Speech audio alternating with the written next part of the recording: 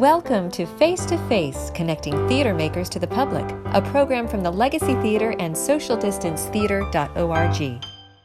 Hello, welcome to Face to Face in this episode. I'm so pleased to be with Richard Squeri today.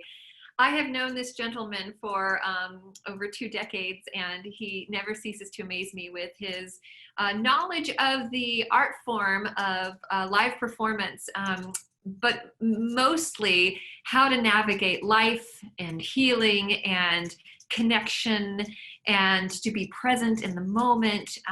He is a guru, and I don't mean that lightly. And I'm so pleased to introduce you to him and to learn about what he has founded with FlowingDragonSwords, which we'll put a website up at this time as well to showcase that. But first, before we get into any of that, I want to hear your very beginnings, because I know you did a lot of stage combat and fighting choreography for film as well. So can you tell us kind of about your beginnings with the performing arts and how you began? Wow. So actually, my earliest beginnings were at Branford Intermediate School. If we go way back, it was the first year that it was open. And I was I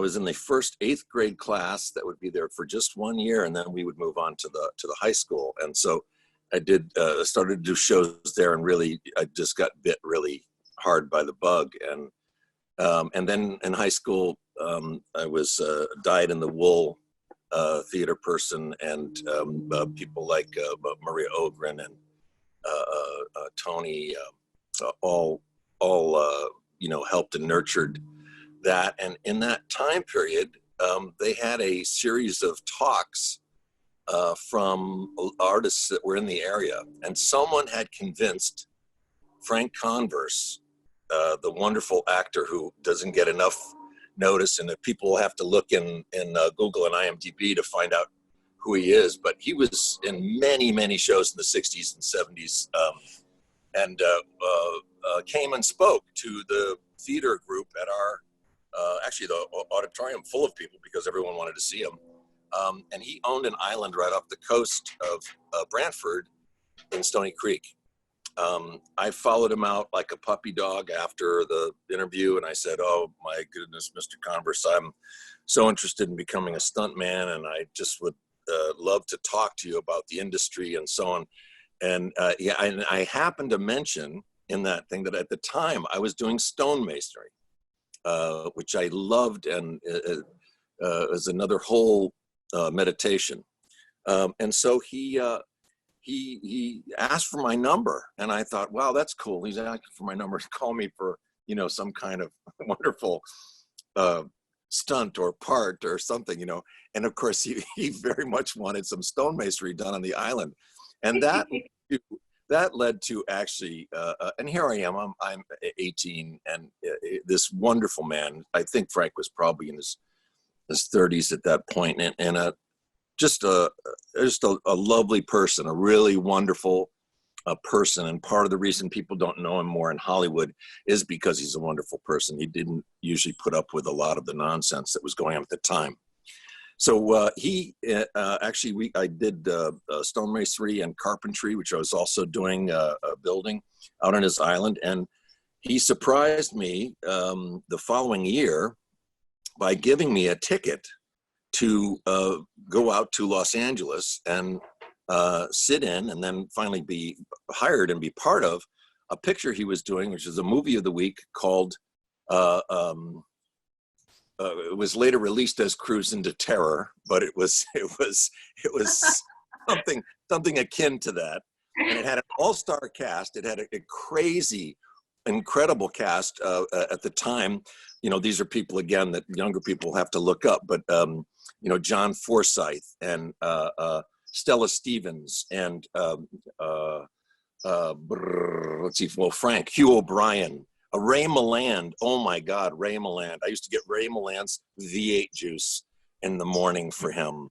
And I was so honored I sit at his feet all freaking day. He was filled with old Hollywood stories too, because I was there in the nexus, kind of the time, the late 70s, mid 70s was the time when old Hollywood was getting quite a bit older, and there was new stuff coming in. And there was also people like Dirk Benedict, who would later be on A-Team and other things. And Dirk and I were much more rivals than we were friends, I'm afraid. He helped, he helped me relinquish two different young ladies, girlfriends of mine at the time, two different occasions. And so we have that kind of between us, but I'd forgive him now if we talk. Anyway, so that began a wonderful friendship with Frank. Paul Stater was the stunt coordinator on Cruise into Terror, and there were lots of other people. Christopher George, Linda Day George. Oh my goodness, it was just chock-a-block full of the former Miss America, Mary, I can't remember. Anyway, lovely people. They were very friendly and wonderful to me. I made a little side money when I was there as a PA, just getting people things, production assistant. And Frank introduced me on the picture to Paul Stater, who had a little stunt school at the boxing gym down on Venice Beach, and which later, after I was there the first year, we moved to Santa Monica in '78, I think it was, to the Acro Gym, and that's where we really were able to fly there. The boxing gym was wonderful because it had a padded mat, and because we could do a lot of fighting. But the Acro Gym had a skylight that came out, and a 30-foot ladder would go through the middle of that. We would set up our high fall pad at the base, and then fall from above the building through the skylight into the pad. And it has sprung floor, so we could do acrobatics, and then fencing, wrestling, boxing, all of the fighting arts that were available. And then the people would come in too, like luminaries, like Haystack Calhoun would come in, who was a wrestler from the 70s, from the 60s and 70s. And that was a hoot because he was this huge man, and he could move like nobody I've ever seen. He could move so amazingly. He was so limber, and he would throw us around like rag dolls. It was great. It was, it was heaven for a young knucklehead like myself to have all that. I did wind up teaching there the last year and a half, almost 2 years that I was there.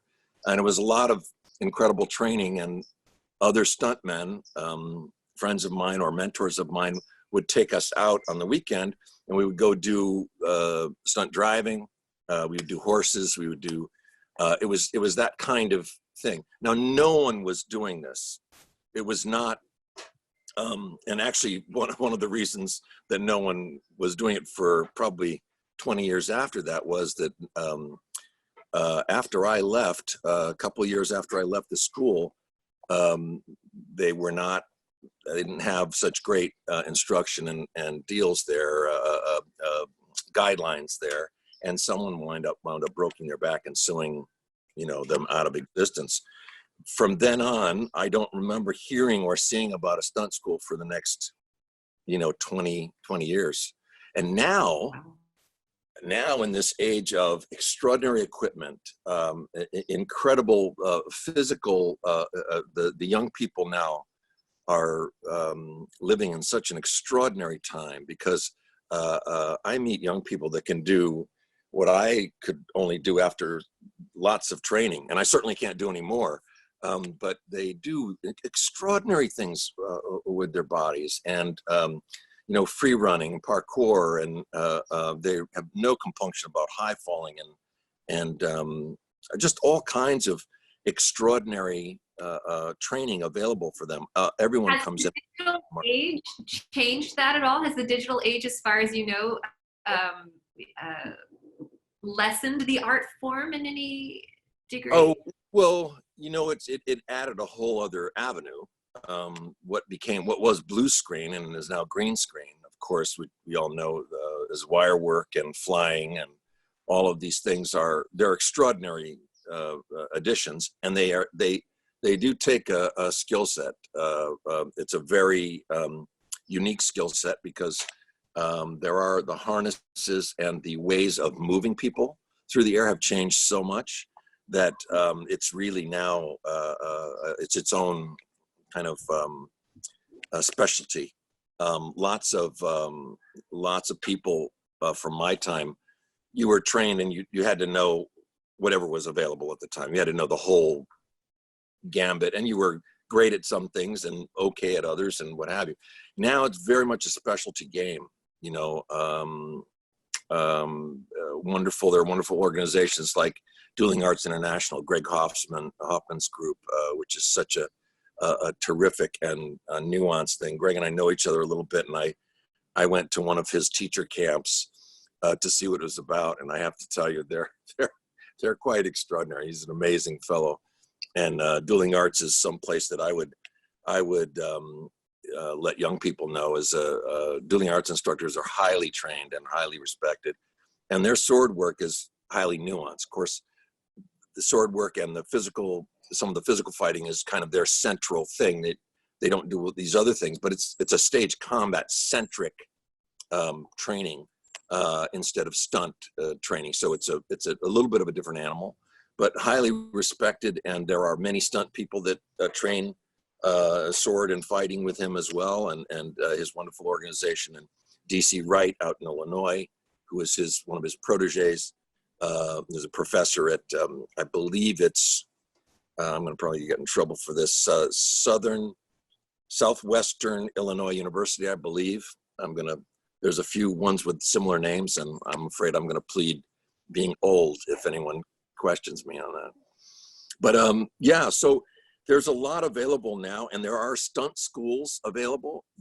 Again, even from my visitation of a couple of these places, they do experiences and training in certain areas, and then I guess they identify and take on special students, but it's really more giving actors and or highly physical actors or people who are trying to be or want to be stunt people an experience and training of the art, but it's not years of training, and it's not they do weekends and weeks and so on, and I that's something that troubles me.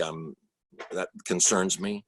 I'm hoping that, but the insurance for these places must be unbelievable. It must be extraordinarily expensive because, you know, even though the equipment has changed extraordinarily, the pads, the body armor, the bungee cords and jerk lines.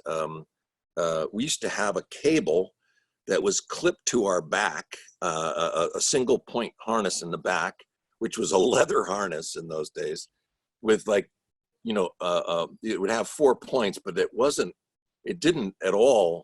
like a larger and more consuming vest. It was a vest that had a couple of straps on it, and so it was not evenly distributed, and they would put an air ram at the other end of the cable, and when you got in a jerk line in those days, you knew it rang your bell, you know. And luckily, again, technology has from some of our more shall I suggest paternal tendencies towards, you know, you can take it, that kind of nonsense. They so there's started out in the limelight and doing your stunts and working, you know, with these wonderful Hollywood people, and then somewhere along the way you enter not only live theater but the educational realm, Yeah. and then the more even spiritual realm. Yeah. Oh, very kind of you. So the order of business was a little bit like this. So I had started to look at with some of the youth that I was working with, because I've been a counselor with at-risk youth and a therapeutic counselor of young people for a long time. I do not do anywhere near as much as I used to. I still will assist when requested. Yeah, so the situation there is that I started to see similarities with young people who were going through tough times in their life, had many unfortunate bits of luck or fate, whatever we want to call it, and that their similarities in the difficulties that they were sharing with me were some of the difficulties, because I was still doing, when I moved back to Connecticut, I was doing kind of community and semi-professional, and then, other things in New Haven, other theater companies, Yale Rep and Long Wharf, those places. And I began to see this similarity in not necessarily the behavior, but some of the issues that faced some of the young actors I was running into. And I said, well, how can I assist this person, support this person, bring something to them which would help them focus or bring them to a place where we could train safely. They would be more connected to themselves. And then, of course, one of the premier, and for me, it is the highest requisite that I have of myself and of the actors that I work with, a connection which is not superficial, something which goes beyond, we're going to work together for these 6 weeks or 8 weeks or whatever it is, and then I'm going to go and you're going to, something that goes beyond that. And just in that, that the connection has to be a deep, rich, and abiding one to get to the place where these people will perform safely. They will perform this fight or this stunt or this whatever safely. And I'm really fortunate to say that I have had no serious accidents. As a matter of fact, Keely, you were around for the only one that ever took my breath away and scared me to death, and that was our poor young friend who, and he was fine, but it was in the scene, the beginning, that we were, I don't know if you saw, but Henry IV, and he had a cap that wasn't tied. It was a long cap. It came back down. It was a peasant of that era. And during the scuffle, in which he is supposed to get shoved and then kind of knocked back, his hat turned and it covered his face. And he very nicely for performance, but unfortunately for him, went back and hit his head on the stage as he went down. And he did have a little jarring and probably concussion. We didn't, we asked him, his parents are doctors, so he was checked out and deemed all set. But that's the worst thing that's ever happened in all of the work that I've done in 40 years. And it was a malfunction of the costume. It's just something that I feel responsible for because of his accident. You can't train unconnected or partially connected and expect to get the kind of quality that you really need. Any acting, I will delve into that moment for a bit, just because I do produce and I do direct, and any acting and any physical action acting or stunt or stage combat that is not connected, I'm not interested in that work. I'm not interested in the work where it is not, we don't have that root. And so, getting back to your question, I developed a practice from Tai Chi fencing that I picked up some elements of a game that David Chandler, who was a Tai Chi instructor there in Connecticut and who I used to train with as well. We also used to teach stage combat together. We did out at the Eugene O'Neill Center. But David had a fun game that he played with wooden swords, with bokken, which is how my game is played. But this was winning and losing. It was kind of a skill set. And I thought about how I would take a similar framework, but remove the winning and losing and deepen the connection, and then see where it would take us. And so Flowing Dragon Swords is a game of taking two wooden swords, and they actually can be of any cultural design, but bokken, the Japanese wooden sword modeled after the katana, is the one that we start with most generally. After a ritual opening, and that's a very important piece that we'll talk more about with the spirituality part of that. But that ritual opening is said to open, or is meant to open, the instructor, and then there's an invitation. The ritual is part of an invitation where the smudge is, we're going to smudge this area. If you're here and you would agree to meet me or another instructor in that area that we've kind of made special by our ritual opening, then we would ask each other then to connect. And connecting in this game is offering your wooden sword to the other person after bowing out of respect to your own instruction, touching wooden swords, and then seeing where that takes you.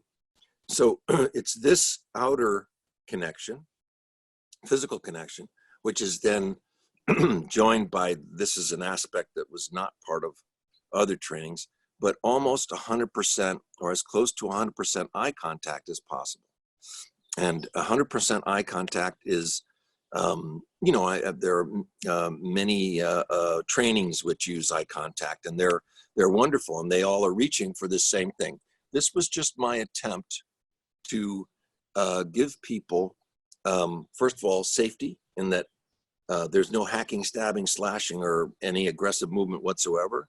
Those wooden swords are meant to stay together, and if they do come apart, that acknowledgement is not only helpful for the person you're playing with, but also with you saying that it's actually an honor to say, I became disconnected, or in our game, it is the death of connection. So we said, I've died.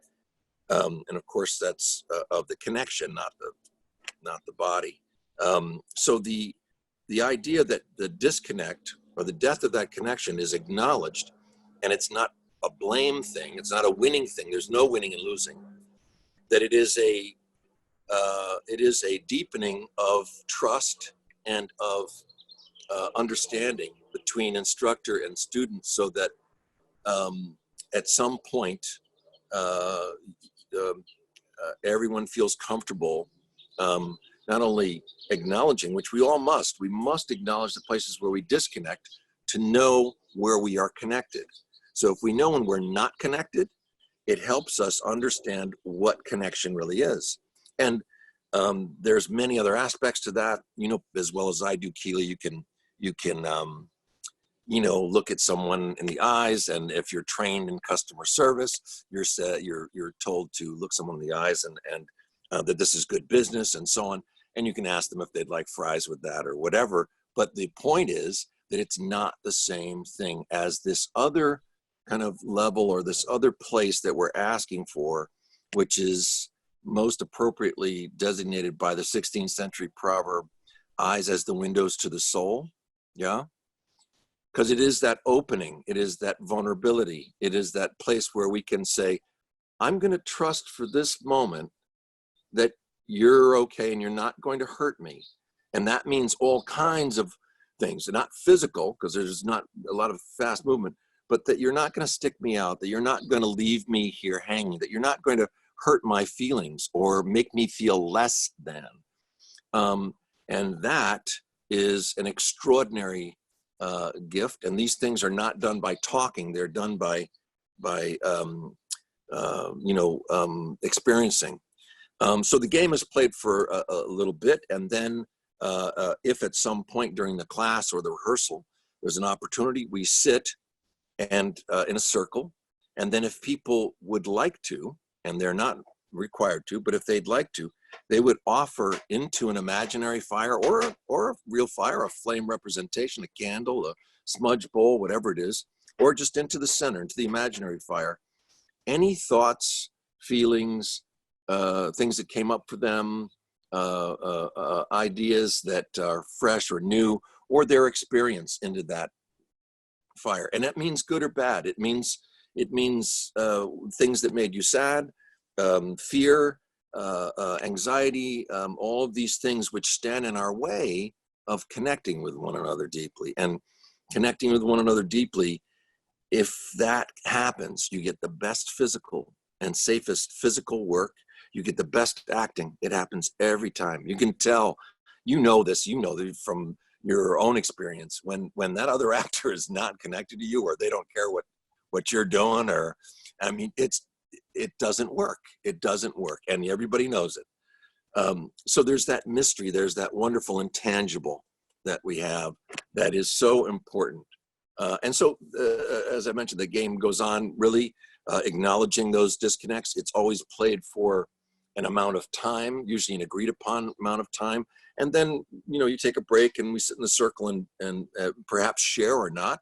No one is allowed in that circle, by the way, to talk on anybody else's offering that stands on its own. It goes into the fire and is given. And is not expected to be fixed or to be explained or anything. And no one can, we know this too, although people try, no one can explain really your, mine, difficulties, our disconnects, our thoughts, because it can be everything from, while you're in that connection, you remember, I'm supposed to pick up a quart of milk on the way home, and that's a little disconnect. But it's one that if it disconnected you, it's worthy of mentioning. It's a good, important thing. There also can be things like, oh my goodness, you remind me of my brother, you remind me of my sister, you remind me of father's gone, or you, all kinds of things, because we have this marvelous and terrible internal dialogue going on all the time. I mean, it is everyone, all of us. I am not done with mine. After 35 years of playing this and having it get deeper and deeper and more lovely, and there's no one that is immune from that. So what we do is we find out where those voices are coming from, inside of us, by simply sharing, and each person witnesses the other person's work. That's all we're doing. We're there as a witness for our other a partner to do their own work while we, even the instructors, are doing their own work. And that's a very important piece. There is no one who is above anyone. Even myself as the founder, I have to be very cautious with people's perception, because it's very kind of you to say the word guru, but it's one that I shy away from very quickly, just because I'm no further down the road, anybody else's road than they are, and I've got a long way to go still myself, and that's just a fact of life. It's such memorable work. I remember the first time that I experienced it some 20 years ago as an actor in a show, and there was going to be stage combat, and I was not affiliated with the stage combat. However, the entire company got together in the circle and went through this very special training, and we connected and bonded as a cast because of that singular exercise, more so than, and that was, very early on in the rehearsal process, more so than I have with many casts that never went through something similar but were together much longer. And it was very memorable and a very spiritual experience from that first initial contact I had with you. And then fast forward decades later, and have the wonderful opportunity to hire you to come in to Connecticut to to choreograph our stage combat for Hamlet. And of course, knowing that you would bring to the table this rich wealth of spiritual connection among the cast, every cast member, every company member, for the production, and then, you know, do this crazy, outstanding, just amazing sequences of you know, adrenaline rushing fight choreography. The dichotomy of those two things blows me away. You've got the most spiritual, deepening, instantaneous connection happening with these swords, with these symbols of weaponry, that end up connecting two souls together that have not exchanged many words in most cases. And then you've got, you know, and the "don't hurt me, trust me" juxtaposed with "we're trying to kill each other" to the audience's perspective and point of view. And we've got this, you know, very intense connection going on here. How come that works so well together? And how come the connection, the soul to soul connection, can happen so instantaneously among strangers? Yeah, those are great questions. I don't know that I have the final answer for any of them, except my experience has been that the reason that it works so well with strangers is first, we don't get to experience each other the way that we do in the game. I think you'll remember that I always am very careful to set a tone and set a space that is non-judgmental, and also you know, doesn't have any conflict in it. And the important piece there is opening a mystery, finding out, how do I establish a mystery? Now, Campbell would tell you that you know, mystery is mythology, and it is, in fact. And some of our finest mythology in the history of human beings has been to develop something which says, I'm going to acknowledge that I don't know. And this is a very important piece, because it's different from a religious ceremony, because a religious ceremony is saying, I know that if you do this, you get this, or that happens. This is a question, and we pose it together.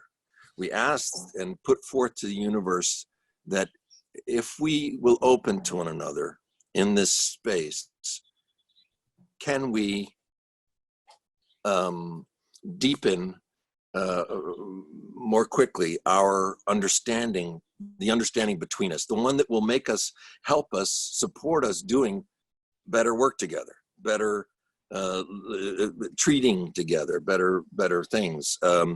And of course, that's up to people who know more than I. But the way that that mystery happens is, for me, and all instructors of Flowing Dragon Swords, by the way, are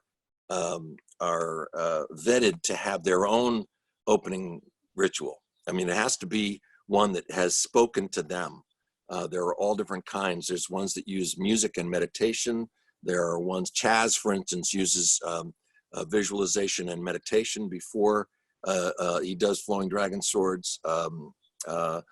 Many of the folks use a chime, and they use some chanting, whatever their way of inviting that space first for themselves, first connecting to self, because the other part of this is we cannot connect with other people if we're not connected in some good and real fashion to ourselves. And again, that's not a brag. It's not an easy thing to do, and it takes effort. And it's a good thing to do. I highly recommend it if people can do it. And there are many practices which involve yoga, all kinds of meditation, etc. So I'm not saying that this is the only thing that does that. However, it is the only thing that it does that in this way. First, there is no one that cannot play Flowing Dragon Swords. There is no one. I have played with people in hospice beds and quadriplegics in wheelchairs. We have a bracket which goes on the rail of the bed or goes on the arm of the wheelchair. And all they need to do is make physical contact with that and then make eye contact. It is not necessary for us to waltz around or dance around or whatever people's perception of Flowing Dragon Swords is, that it's a sword dance or so on. It's wonderful when that can happen, but that is not what Flowing Dragon Swords is. Flowing Dragon Swords is a question: can we get to know each other better and be deeper connected and trust one another? That's the magic of Flowing Dragon Swords. And it can also do it. I did wonderful workshops, especially with my teacher training classes down at Lighthouse for the Blind in San Francisco. Marvelous organization. And those folks would allow us to come in and I'd get to train my teachers with people who can't see at all and who also just have extraordinary legally blind and so on. And that game, those games, because we wind up in teacher training playing blindfolded games, games where both blindfolded, where we're not connected, and we do something that is it's an old Japanese practice of trying to match each other's showman strike. Now I'm saying that, and I've said that there's no striking or aggressive movement. This is apart from one another. This is in the same room with an observing instructor, and the two people face each other blindfolded. They step to the sides of each other, facing each other, so that their straight cut will not get anywhere near the person next to them. And they attempt to connect with each other and simultaneously do that cut without seeing. So it is, in fact, a reaching for connection without the aid of eyes and without the benefit of noise, because it makes no noise to do a showman cut in practice. And it's very instructive. You know, it takes away a lot of the stuff and just leaves you with the mystery. So there's many things like that we do to train our people, and also to try to bring about that wonderful thing you've mentioned. Many of the directors out here now, I'm honored to say, have me come and just do Flowing Dragon Swords with a cast. And I do that, normally that is offered as just as a service. I don't, you know, thank you, yes, please. Money for food and gas would be nice, but I don't charge for that normally, because it is in fact something that is to be given away. The other part of this is, years ago, there was a group of people who were very helpful and lovely, trying to convince me that I should make a lot of money by franchising Flowing Dragon Swords and by putting it out there that way. And through a very quick process, we found out that does not work. That is not teachers have to be, yeah, right. Teachers have to be invited, for one thing, because not everybody can be a Flowing Dragon Sword instructor. I had, in those early days, there were middle-aged men by the carload coming to me because they all saw it as a way to meet middle-aged women. And I was so upset with that when I found out what was going on. I absolutely couldn't believe it. I said, you haven't listened to a word I've said. There's nothing here. There's nothing here that matches what your design is on this. And not only can you not be a Flowing Dragon Sword person, I'm going to bow out of our relationship. I'll greet you, but I'll be cordial to you, but thank you, no. So there was a whole period of time where that had to go through its growth thing. And luckily, there have been some marvelous students and marvelous teachers that have come out of the years since. But oh my goodness gracious, that was, oh, wow. So I'm of the mind that the world should have Flowing Dragon Swords, and too bad that it's not franchisable in such a way. But how, you're an hour outside of San Francisco right now. So if we want to partake of this amazing, everybody should have this opportunity. And you say it's accessible to everybody. How do we partake of it? What are some resources? Oh, you're very kind. Aren't you wonderful?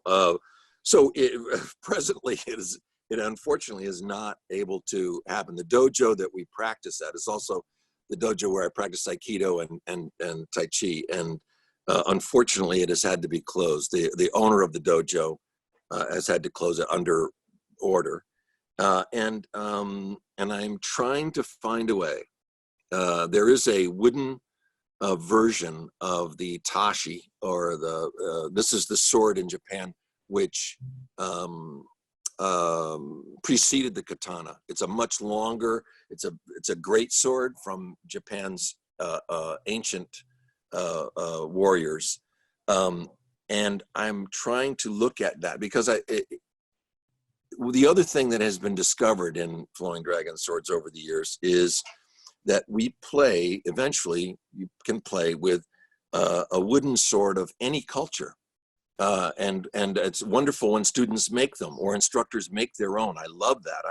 I encourage it. What the sword that's in you, let it come out. Let it be the one that you play with. Oh my goodness. It does need to be wood. Wood is a living element, and we have assigned it or agreed that there is something special about that. There is training that happens later for instructors with metal and wood, but that's a whole other animal, and it's meant as difficulties for when you're in a tight spot as an instructor and you have some aggressive, silly person, which has happened. How to be with that.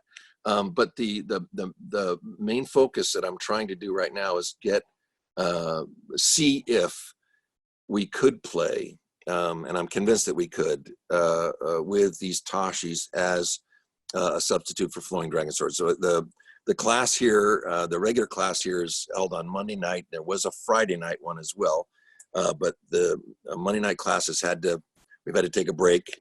It's been a little bit. It's been a little while now, 6 or 8 weeks almost, because we saw it coming down the pike too, and said.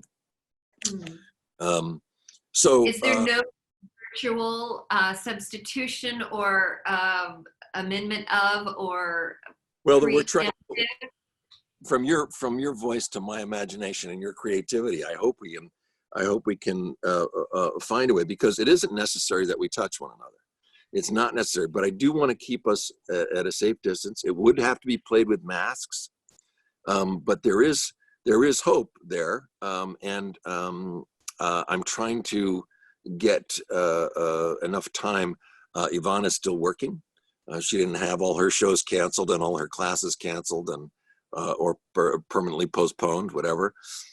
So I'm trying to get enough time with her to work out some of that, because I don't I don't have lots of folks to do that there with. was one way, because the connection is what people need now more than I ever. agree. I agree. And we're having to force it through this kind of virtual relationship. If there was some sort of virtual form of this type of spiritual deep connection, and you have such a powerful voice and such a powerful soul from which you speak, I just wonder if there's some sort of morphing of what you do in your practice that could be broadcast to all of us, and then really could reach the world. Well, that would be lovely. It is one of the things that we discovered in trying to franchise it out and trying to train many more people really than we should have at the time. That did not occur. That fell apart. Is that it? First of all, because of people's schedules and lives, unless I had a school that I was able to devote full time to that, it takes between 3 and 5 years to train an instructor. It's not a quick thing, and we really make sure that they're safe and that they are okay inside, because they're going to be asked into places with people that are deeply personal and deeply fragile, and that is just something that I'm not, not willing to depart from that. And that really too is what caused it to not be so easily transferable. It has to be, and this is something that Morihei Ueshiba, the founder of Aikido, where are you, Morihei? Founder of Aikido, actually said Here he is, right here. There's Morihei. Morihei Ueshiba, the founder of Aikido. He was one who was said to have practiced with the Tengu in the mountain forests, which are the man-bird spirits, which are the most extraordinary swordsmen in heaven and earth. And he was said to actually possess some of the mystical qualities and powers that other people are assigned to and, say they have or what have you. And for him to say that it needed to be person to person and that it was important that it's transferred that way had a lot to do with me discovering and affirming, because I wanted to believe that it was an easy thing to do. I will say that all of us, no matter what our practices are, and I also practice Tai Chi and meditation, no matter what our practices are, it would help for us to bring them more into our work. It would help for us all to bring them to one another and with one another. Something that we're going to discover, I think, is hopefully from this time. I don't know if it's enough for people to actually get the message, but something we'll discover from this time of COVID is how very important it is to kind of straighten out our own house. And not that mine is straightened out. Please don't think. But if you're reaching to do it, if you're working on it, if you're reaching to do it, it makes a huge difference in how you can be perceived by others, and then also how you can move forward in the world. So that's my 2 cents on that. And there are many practices that do this. Flowing Dragon Sword happens to be my own and favorite, of course, but I have seen other teachers who, have brought that same love and dedication into their meditation or into their yogic practice or into their Tai Chi, what have you. I have to say that all of my biggest disappointments have been in those quote master realms as well. We tend in this country to give that title out much too easily and quickly. We tend to be not so observant of what the years of character building that have to go into it.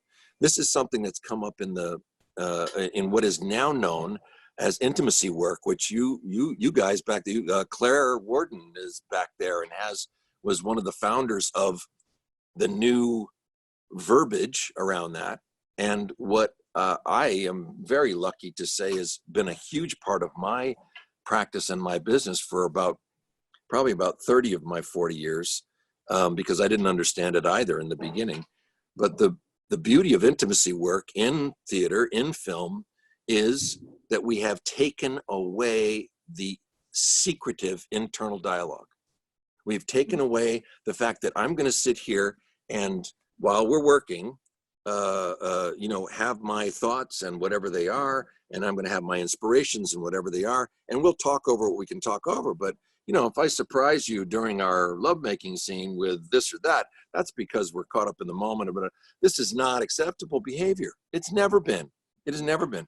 Directors used to come to me and ask me for, Richard, he said, we need some personal choreography here. They nervously, quietly tell me this, or we need some intimate, or not intimate, some delicate. They'd say, we need some delicate choreography. And I would know what that would mean because they had come to me before with it. And I would bring Flowing Dragon Swords to that pair of folks. I would bring that to that cast, whatever it was. And then inside of that framework where there is more trust, there is more, and integrity is starting to be appreciated, because I wish I was integral in all things. I am not. I am human. I'm just me. But I reach to be that, and the important piece of that in our work, and theater work and film work, is that we lay all the cards on the table and say that everybody's equal at the table. Everybody has a say. It's your body. What are you comfortable with?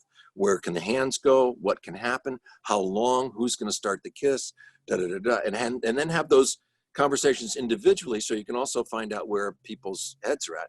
And I've been doing that with Flowing Dragon Swords for a long time, having kind of individual and then group experiences with the cast, so that I kind of had my finger on the pulse, and I could know who was nervous about what, or who was also too giving or forgiving, or who was too lecherous and not integral.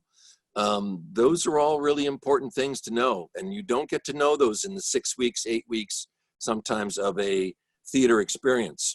So it's a very important question. It's a very important piece of work which has come to the fore. And now I'm proud to say that's like 50% of my work is intimacy work. And I finally get credit for it, and I get paid for it finally too, which is such a wonderful treat. It used to be on the side, and that you do all the fight stuff, Richard, and then get these two to work out and have them not sue each other, and da, da, da. So I'm overjoyed. I'm overjoyed that this is where we are now. I can see it leading into marriage therapy, working out two adolescents that have been best friends and then something went awry. I mean, it's such reparative work, and I still just marvel at how instantaneous it can be with two willing souls and a really in tune master teacher. It's remarkable. Well, that's very kind of you. How do people learn more about it on the internet? What is do you have a website you'd like to guide us to? So I do. I would also invite them to email me directly, because the website is going through its machinations right now. I'm having it completely redone, but you can go to the to the posting of it, and there are some older understandings on there, and other things which are not not unvaluable. But I will tell you to please be on the lookout for, and they can email me directly too at Richard.FlowingDragonSwords, all one word plural. That's Richard.FlowingDragonSwords, all one word plural, at gmail.com. And anyone is I would love to hear from anyone who's either curious about that work or any of the work that we do, because there's all kinds of lovely possibilities. I just got hired to do some of the while all these other shows were canceling, I got hired to do the prep work for the practical special effect work for a wonderful show nearby. So that's a nice thing to look forward to, because I love fabricating and bringing about kind of unbelievable things on stage, where you can't get away with green screen or anything. It has to work every time, and it has to be live, and it's got to work. And I have a wonderful cadre of kind of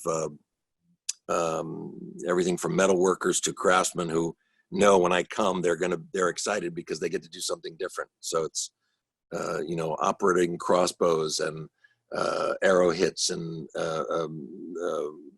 blood and shots and all those things. And all of those things are so people will go away from it getting the richness of the story, getting the depth and the power of the story, and not doing those things. That's what the whole idea is. It is, it is the glorification of the sword. It is the sword as a connective, educating, and honorable instrument of finding out our own true natures. And that's what we want to reach for. That's the way to go. So Richard, I understand that in addition to writing a piece ongoing about Flowing Dragon Swords, you're actually in a book that's published right now about somebody we might all find familiar. Oh, yes, right. That would be this fellow right here. Yeah, it's called, let's see, let me get it. There we go. My Best Friend's Birthday. Quentin Tarantino's first film, I think it was, the making of a Quentin Tarantino film, is by Andrew Rausch. And Andrew very kindly called me and my other friends in here, because I've never talked to the press or authors about Quentin. We were we were buddies, and our third friend, kind of the third leg of our Three Musketeer thing, was a director, writer who's still quite wonderful in the business, Craig Hammond. And Craig Hammond, Roger Avery, and Quentin and myself used to make films together. And this has a lot of explanation about those early days, the days before Reservoir Dogs. This is all before Reservoir Dogs, and us as young filmmakers and young knuckleheads trying to figure out how we do this thing that we all, this wonderful art form that we all know. But I do highly recommend it. I don't get anything from it, but I think it's a great read because people will get a better feel for who Quentin really is. I actually got a better feel for who he was, and am less upset about some of the things that I had heard about him from other people. So I'm happy. I still don't think that I would agree on his use of some of the extensive violence. That's not where I live, but I have to acknowledge his mastery and memory for film and his wonderful ability to put something together that's certainly interesting. Anyway, so yeah, my best friend's There's birthday. no mincing of words in the book itself, as it's got your name and the dialogue that you say explicitly throughout. I was so happy to hear the author say that that was the style in which he was going to do the book, that it was narrative, and it was a multiple person narrative, because then an incident is described and everybody is interviewed separately about it. And of course, memories are different. And there's as a matter of fact, there's a wonderful excerpt I could send you guys, which I'll try to do. It's excerpted online about from the book, in which you can see about an incident which I actually brought up to them, which was when we all tried filming in public at night behind public businesses without a permit, and were interrupted by a squadron of police cars and held at gunpoint for a while until we could prove who we were and what we were doing, because we were all in makeup and had weapons. And so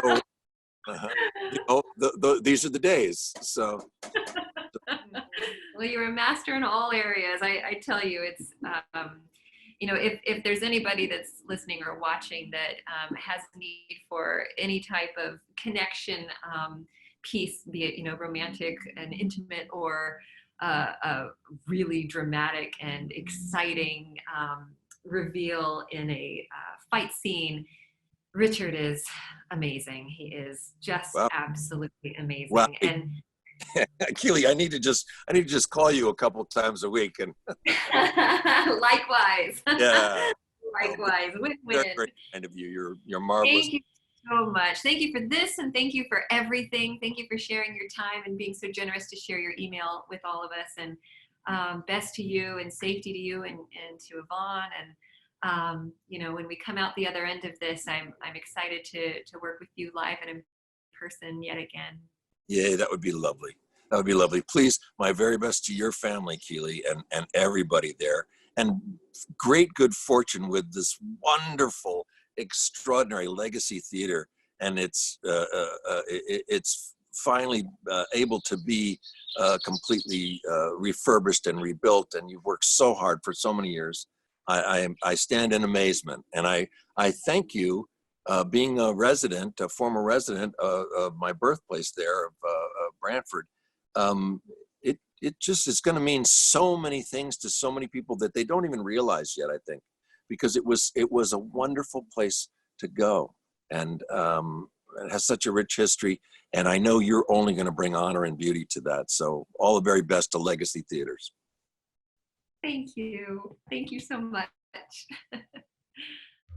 Thank you for joining us on Face to Face. We would like to thank our sponsors, Oak Tree Development and the Community Foundation for Greater New Haven, and Brad Ross for the themed music. You can follow us on legacytheaterct.org.